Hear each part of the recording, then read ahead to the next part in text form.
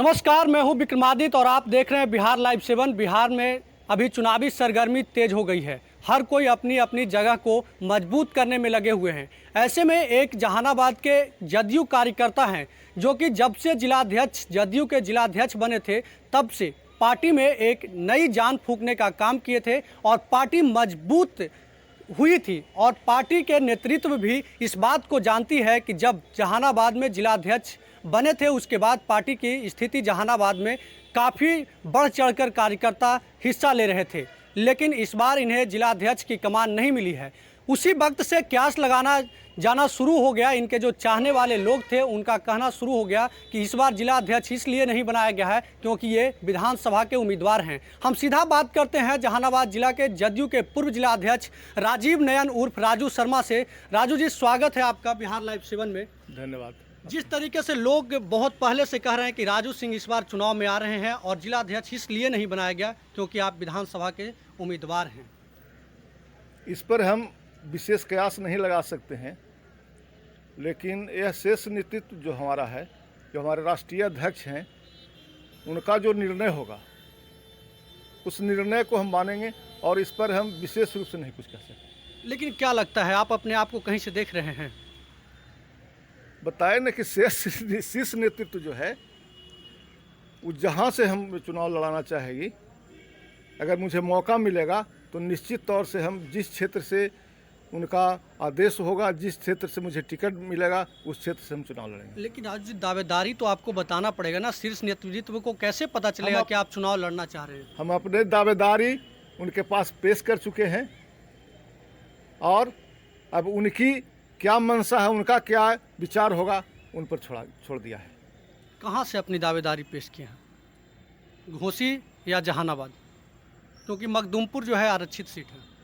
हम दावेदारी अपनी दावेदारी दोनों सीट पर पेश किया है, जहाँ से उनको इच्छा होगा, जहाँ से हमको अगर योग्य समझेंगे तो हम टिकट मिलेगा, हम चुनाव लड़ेंगे। राज जी, इसमें तो कहीं दो मत की बात नहीं है कि जदयू के जिलाध्यक्ष बनने के बाद जदयू यहाँ काफ़ी मजबूत हुई है, लेकिन अगर आपको विधानसभा चुनाव मिलता है, लड़ने के लिए मौका मिलता है, तो आपकी प्राथमिकता क्या होगी?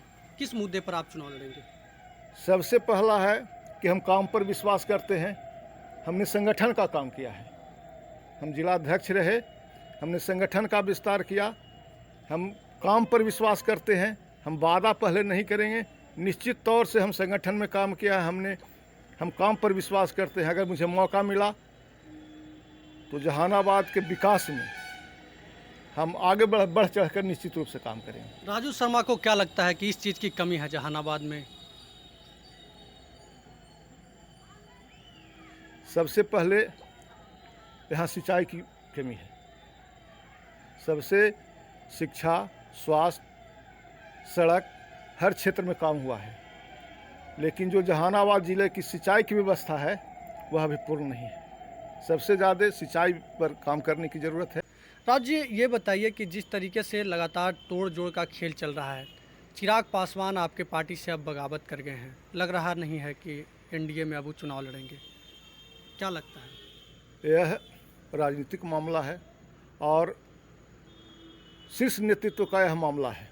इस पर हम अपना कुछ टीका टिप्पणी नहीं कर सकते, लेकिन आपको हम बताना चाहते हैं आपके माध्यम से कि जो एनडीए गठबंधन है वह टूट है, मजबूत गठबंधन है, इसमें कोई दरार नहीं है। चिराग पासवान एनडीए से अलग नहीं है और नहीं होंगे। लेकिन अब तो आरोप प्रत्यारोप चरम सीमा पे है, ललन सिंह पर आरोप लगा रहे हैं। इस पर हम विशेष रूप से कुछ नहीं कह सकते हैं, इसलिए कि एसएस नेतृत्व का मामला है, उस पर हम टीका टिप्पणी नहीं कर सकते। नहीं, एक कार्यकर्ता होने के नाते कि अगर लोजपा साथ में रहेगी तो अच्छा होगा या फिर अलग हो जाएगी तब भी कोई फर्क नहीं पड़ेगा। जैसे जदयू कह चुकी है कि अगर लोजपा अलग भी हो जाती है तब भी हम 225 सीट जीत जाएंगे। बताए ना कि यह नेतृत्व का मामला है। शेष नेतृत्व वो अपने स्तर से जो बयान दें, हम लोग एक छोटे कार्यकर्ता हैं और इस बड़े नेतृत्व पर कुछ कहना यह सूरज को दीपक दिखाने जैसा है, इसलिए उस पर हम कुछ टीका टिप्पणी नहीं कर सकते। आपको क्या लगता है कि विधानसभा चुनाव जो है ससमय हो जाएगी तो जदयू की स्थिति कैसी रहेगी?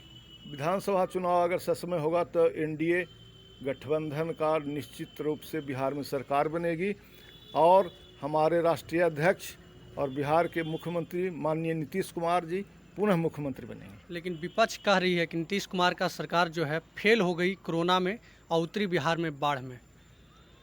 कोरोना एक संक्रमण का दौर है और यह इससे पूरा विश्व जूझ रहा है। यह नहीं है कि बिहार जूझ रहा है, जहानाबाद जूझ रहा है। यह संक्रमण के दौर में पूरे विश्व जूझ रहा है और इस संक्रमण के दौर में हमारी सरकार मुस्तैदी के साथ इस संक्रमण को समाप्त करने में इसको लगी हुई है। देख रहे हैं कि लगातार जांच का दौर बढ़ रहा है। पहले 200-300 जांच होता था, 4000-5000 जांच शुरू हो गया है। तो निश्चित तौर से जो हमारा सरकार जो काम कर रही है वह एक सराहनीय कार्य है कोरोना के दौर में।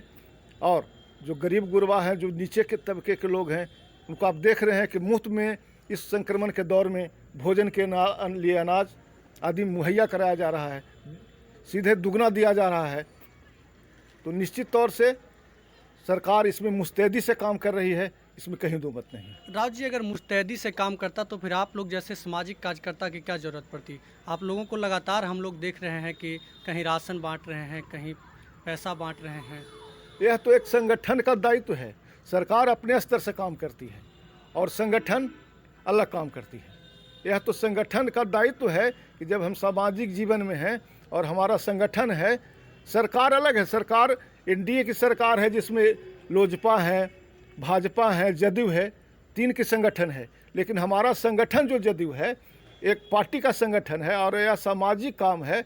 इसलिए संगठन का दायित्व बनता है कि सामाजिक जब समाज किसी विकृति में पड़े, समाज संकट में पड़े, तो जो सामाजिक संगठन है, जो सामाजिक पार्टी है, उसका दायित्व बनता है कि अपने स्तर से भी समाज को मदद करने का काम करे। राव जी, जीतनराम मांझी जहानाबाद से आते हैं और उनकी पार्टी अब जदयू के साथ रहेगी या फिर अलग चुनाव लड़ेगी, इस पर अभी बैठक भी चल रही है। आपको क्या लगता है कि जीतनराम मांझी जी को एनडीए में शामिल करना चाहिए? निश्चित तौर से दलित के नेता हैं और उनका एक वजूद है, इसलिए निश्चित तौर से एनडीए में शामिल करना चाहिए। जदयू से मुख्यमंत्री बनने के बाद जदयू से छोड़ दिए थे। फिर आप वही प्रश्न की, तो उनका शेष नीतित्व का मामला है। इस ऊंचे राजनीति के मामले में हम लोग दखल नहीं दे सकते। आखिरी सवाल आपसे कि अगर राजीव नयन उर्फ राजू शर्मा को टिकट नहीं मिलती है जदयू से, तो क्या उम्मीदवार फिर भी रहेंगे निर्दलीय या फिर किसी अन्य पार्टी से? जब से हम आपको बताया कि जब से हम राजनीति शुरू किए तब से जदयू के सिपाही रहे, सक्रिय सदस्य रहे। जदयू के द्वारा पूर्व में जिलाध्यक्ष बनाए गए। तो टिकट मिले अथवा न मिले, फिर भी हम जदयू के एक सक्रिय कार्यकर्ता रहे हैं, जदयू के सिपाही रहे हैं। लेकिन आपके चाहने वाले लोग कह रहे हैं कि इस बार तो आना ही है, टिकट मिले या ना मिले। ऐसा कोई जो कयास लगा रहे हैं उनका अपना कयास है, लेकिन यह सिद्ध का मामला है। अगर चाहेगी तो चुनाव लड़ेंगे। बहुत बहुत धन्यवाद आपका सर। धन्यवाद। तो ये हमारे साथ राजीव नयन उर्फ राजू शर्मा थे। इनका साफ कहना है कि जदयू नेतृत्व अगर फैसला लेती है तो हम चुनाव जरूर लड़ेंगे। जहां हमें जदयू नेतृत्व कह देगी हम चुनाव लड़ने के लिए तैयार हैं। लेकिन इनके जो चाहने वाले हैं वो कयास यह भी लगा रहे हैं कि अगर टिकट नहीं मिलती है तो निर्दलीय भी चुनाव में आ सकते हैं। उससे यह पूरी तरह से इनकार कर दिया है। इनका साफ कहना है कि अगर टिकट नहीं मिलती है तो हम कहीं से चुनाव नहीं लड़ेंगे। हम जदयू के कार्यकर्ता हैं और उसके जो समर्पित कार्यकर्ता हैं, इसलिए जो वहां से प्रत्याशी होगा हम उसके लिए काम करेंगे। टिकट नहीं मिलने पर चुनाव नहीं लड़ेंगे। हालांकि ये दावा किए हैं कि इनकी दावेदारी पेश हो गई है और इन्हें टिकट मिलने के रेस में देखा जा रहा है। जदयू के शीर्ष नेतृत्व भी वहां सोच रही है और विचार कर रही है कि टिकट किसे देना चाहिए। टिकट किसे मिलेगी, विधानसभा कौन जाएगा, ये तो वक्त बताएगा। अभी के लिए बस इतना ही।